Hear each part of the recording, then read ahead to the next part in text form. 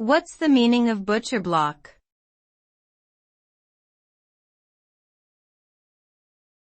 Butcher block.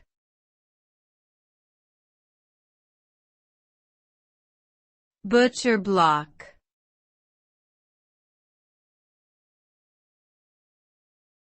Butcher block.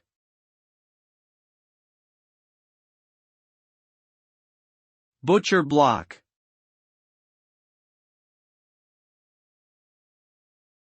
A butcher block is a type of cutting board or work surface that is made from thick strips of hardwood, typically maple, that are glued together.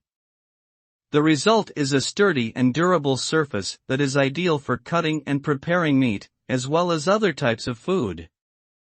Butcher blocks have a distinctive appearance that is characterized by the end grain pattern of the wood, which is created by cutting the wood into small blocks and then arranging them so that the end grain is facing up.